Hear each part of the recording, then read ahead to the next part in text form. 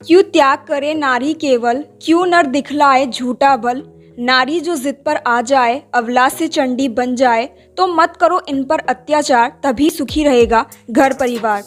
इसकी शुरुआत वर्ष 1908 में 15,000 महिलाओं के द्वारा न्यूयॉर्क शहर में अपनी नौकरी में कम घंटों की मांग को लेकर और अपने बेहतर वेतन के लिए जो मार्च निकाला उसके द्वारा की गई, जिसके एक वर्ष बाद इस जो सोशलिस्ट पार्टी ऑफ अमेरिका थी उसके द्वारा राष्ट्रीय महिला दिवस मनाया गया। 1910 में जो एक क्लारा जेटलिन नाम की एक महिला थी, उनके द्वारा क्लोगोहेगन नाम की जो शहर था उसमें कामकाजी महिलाओं के दौरान कॉन्फ्रेंस रखी गई, जिसमें 17 देशों में 100 महिलाओं ने हिस्सा लिया, जिसमें यह सुझाव दिया गया कि 8 मार्च को अंतर्राष्ट्रीय महिला दिवस के रूप में मनाया जाए और यह सुझाव पास हो गया। तब से लेकर अब तक 8 मार्च को अंतर्राष्ट्रीय महिला दिवस के रूप में मनाया जाता है। पूरे देश में महिला जागरूकता के लिए कार्यक्रम किए जाते हैं। और आज इस अवसर पर न्यूज़ 20 के सेट पर, न्यूज़ 20 के स्टूडियो में हमारे साथ मौजूद हैं पूनम गुप्ता मैम, जो कि एक बहू, एक बेटी, एक माँ होने के साथ साथ एक लेखिका भी हैं और एक शिक्षिका भी हैं। तो आज इस अवसर पर मैम से कुछ खास बातचीत करेंगे और उनके यहाँ तक के सफ़र के बारे में जानेंगे। तो सबसे पहले बहुत बहुत स्वागत है मैम का न्यूज़ 20 के सेट पर। सबसे पहले मैम मेरा आपसे ये क्वेश्चन है, पहला ये सवाल है कि आप अपने बारे में हमारे दर्शकों को कुछ बताएं। मैं अपने जीवन से ही शुरुआत करती हूँ।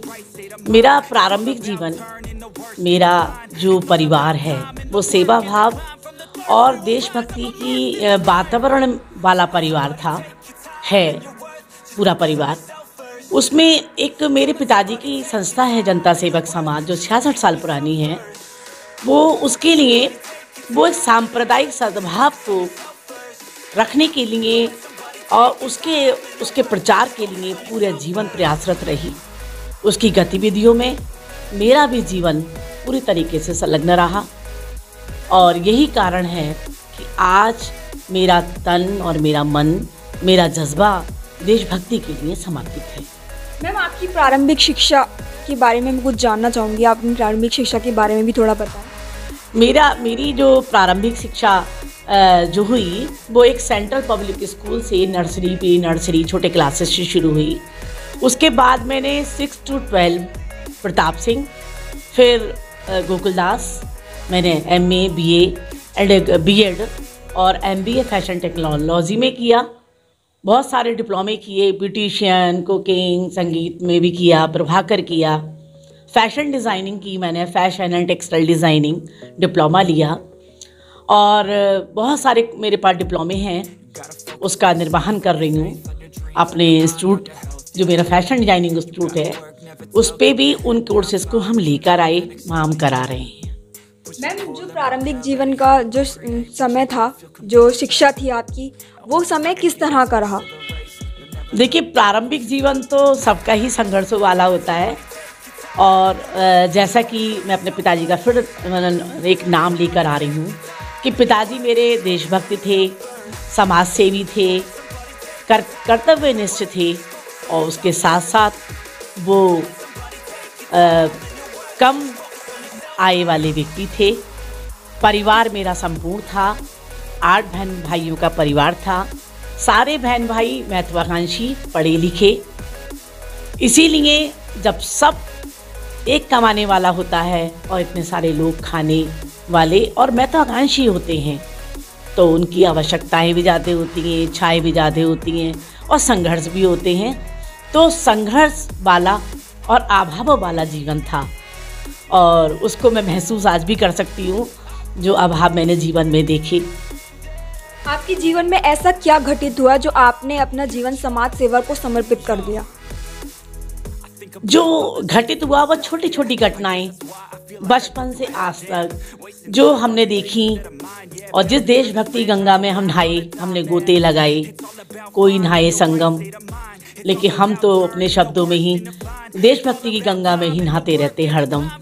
तो वो जज्बा 1 मिनट में नहीं आया, वो बचपन से देखते रहे, वो कण कण कण कण कण कण इकट्ठा होता रहा और आज वो घड़ा भर गया है, थोड़ा अभाव है अभी कि मैं चाहती हूँ बहुत कुछ करूँ।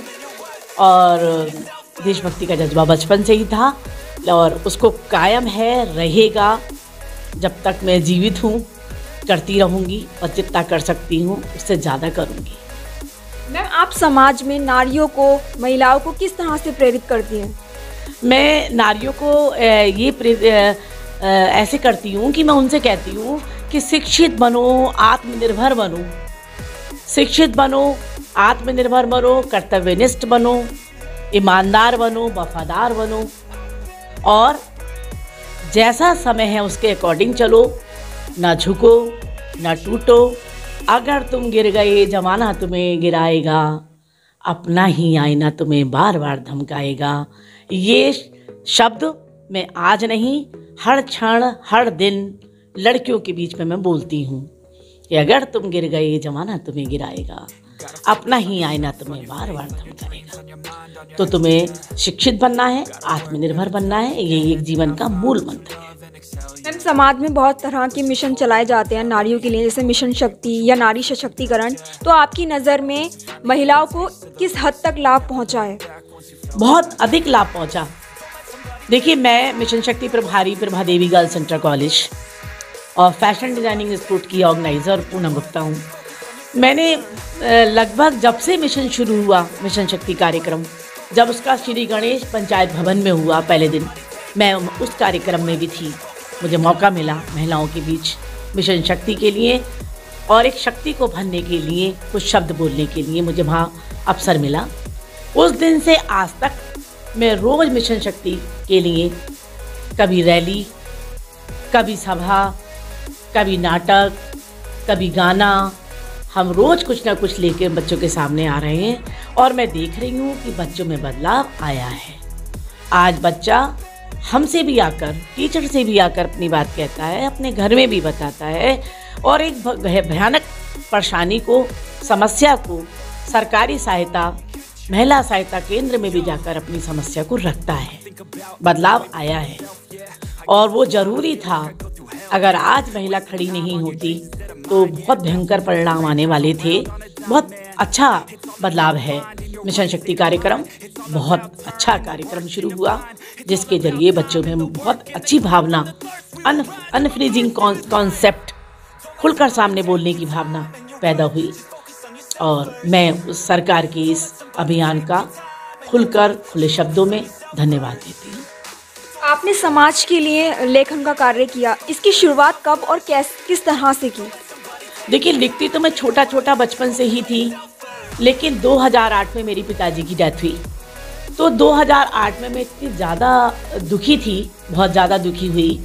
लेकिन मैंने ये निश्चय किया, उसी क्षण ये निश्चय किया कि मैं रोने और धोने से कुछ नहीं होता।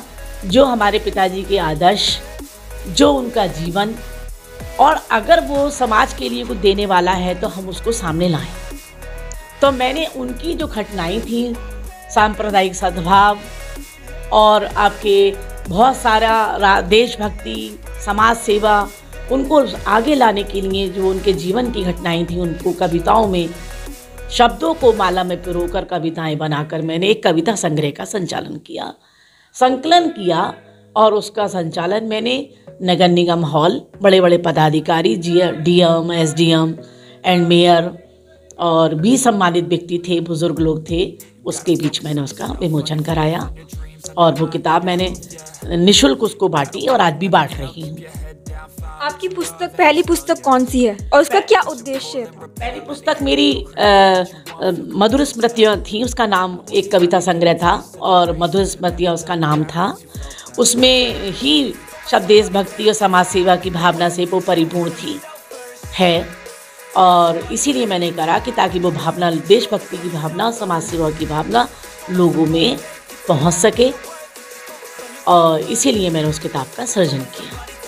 आप अब तक कितनी पुस्तिका अपनी प्रकाशित कर चुकी हैं और उसमें से सर्वश्रेष्ठ जो पुस्तक है वो कौन सी है आपकी? मैंने इस अब तक देखिए 19 मैंने किताबें लिखी और सबसे जिस किताब को लिखने में मुझे पूरे लगभग 4 साल के लगभग मुझे उस किताब को लिखने में लगा, पूरे भारत का मैंने भ्रमण किया और मैंने पूरे भारत से उन औरतों को निकाला जिन्होंने देश की आज़ादी में भाग लिया। गांधी जी के संगनाद पे जब औरतें निकली, और ऐसी औरतें जिन्हें अपने घर का भी पता नहीं था निकल तो गई, ऐसी औरतों को भी मैंने अपनी किताबों में संचय किया। मैंने उसमें 101 कविताएं लिखी और 1367 औरतों पे मैंने काम किया। विद फोटोग्राफ्स है वो किताब, और वो इंटरनेशनल मार्केट में भी उस किताब का वो रखी जाएगी।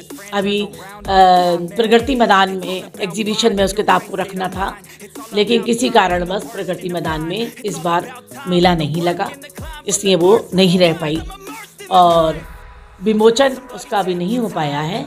लेकिन बहुत जल्दी वो मार्केट में जो बड़े बड़े बुक सेलर्स हैं, चाहे वो मुरादाबाद में हो, चाहे बाहर हो, इंटरनेशनल हो, क्योंकि जो पब्लिशर है दिल्ली के पब्लिशर से मैंने उस किताब को भी वो बनवाया है, बन चुकी है किताब, आ गई है मेरे पास। तो वो इंटरनेशनल मार्केट है उसके देश विदेशों में भी दुकानें हैं, वो वहाँ उनको रखेंगे। मैम, यहाँ तक कि सफ़र में आपने कितने संघर्षों को देखा, किन संघर्षों को देखा आपने? संघर्ष तो देखिए बहुत देखे, कभी अभाव, कभी भ्रष्टाचार, कभी रिश्वत और कभी चापलूसी का टाइम। ये संघर्ष ही होते हैं जीवन में। हम आपसे बेटर हैं, हम अच्छा कर सकते हैं, लेकिन चापलूसी इतनी हावी है किसी के ऊपर, वो आपको आगे नहीं आने देती। तो संघर्ष ही है ये। तो संघर्ष तो हम देख रहे हैं, देखते थे, देख रहे हैं, और ये तो कभी पीछा छोड़ेगी नहीं। उन्हीं को संघर्ष मिलते हैं जो कुछ करता है। जो करता ही नहीं, वो उसे संघर्ष का क्या, उसके संघर्ष और क्या नहीं, वो तो कोई फ़र्क नहीं पड़ रहा। संघर्ष उसी को देखने को मिलते हैं जो महत्वाकांक्षी होता है, कुछ करता है, आगे बढ़ना चाहता है, आगे बढ़ के काम करता है। तो संघर्ष ही संघर्ष है, अभी ख़त्म नहीं हुए और चलते रहेंगे। और मैं तो यही, मेरे जो 2 शब्द हैं जो मेरे पिताजी मुझे बोलते थे, जो संघर्ष में मुझे याद आते हैं कि अभी ना आया सही समय, अभी ना तू विश्राम कर। अभी ना आया सही समय, अभी ना तू विश्राम कर, कल तेरा सुधरेगा, कल का इंतज़ार कर। कल तेरा सुधरेगा, कल का इंतज़ार कर। कल कल कल कल कल सोचते सोचते इतनी उम्र के पड़ाव में हम आ गए, लेकिन संघर्ष ख़त्म होने का नाम नहीं लेते। मैम, आपकी यहाँ तक के सफ़र में जो सबसे अधिक साथ आपको मिला, आप अपना आदर्श भी किसको मानती हैं? देखिए, साथ जो मुझे मिला और आगे निकलने का रास्ता जो मुझे मिला, पगडंडी जो मेरी बनी, वो मेरे पति हैं। और बहुत अच्छे, समझदार, बहुत समस्याओं से निकालने के लिए, एक आसान रास्ता बनाने के लिए वो मेरे सामने हर समय मजबूत सिंबल की तरह वो खड़े होते हैं। वो मेरे पति हैं नीरज गुप्ता, जो फैशन डिजाइनिंग इंस्टीट्यूट के डायरेक्टर हैं और मैं वहाँ की ऑर्गेनाइज़र हूँ। आज अंतर्राष्ट्रीय महिला दिवस का अवसर है, इस मौके पर आप देश की महिलाओं को, नारियों को क्या मैसेज देना चाहेंगी? मैं तो उन्हें यही कहना चाहूँगी कि कुछ पाने के लिए पहले कुछ खोना होता है। शिक्षित बनो, आत्मनिर्भर बनो, कर्तव्यनिष्ठ बनो, वफादार बनो, अनुशासित बनो, और जब तुम सब कुछ बन जाओगे, सब कुछ करोगे, तो तुम्हें फिर प्राप्ति होगी। पहले उम्मीद मत करो। आत्मनिर्भर बनना है, सशक्त बनना है, मजबूत बनना है, वफादार बनना है, तभी जाके हमें कुछ प्राप्त करना है। तो इसी जगह मुझे 2 लाइनें याद आ रही हैं। गढ़ के ना रह जाए वो निशानी क्या है, गढ़ के ना रह जाए वो निशानी क्या है, जिसको दोहराया ना जाए वो कहानी क्या है। जिसको दोहराया ना जाए वो कहानी क्या है, हौसले बुलंद, मकसद ऊंचा, गर इंसान में नहीं तो इंसान क्या है, गर इंसान में नहीं तो इंसान क्या है। धन्यवाद मैम, बहुत अच्छा लगा आपसे बात करके, और आपको न्यूज़ 20 परिवार की तरफ से अंतर्राष्ट्रीय महिला दिवस की बहुत बहुत शुभकामनाएं। तो जैसे कि आप सभी ने देखा कि हमने मैम से बात की, उन्होंने अपने प्रारंभिक जीवन से लेकर अब तक का जो सफ़र था उसके बारे में उन्होंने बताया कि किस संघर्षों से उन्होंने अपना जीवन व्यतीत किया। तो इसी के साथ जुड़े रहिए न्यूज़ 20 पर मेरे साथ। धन्यवाद।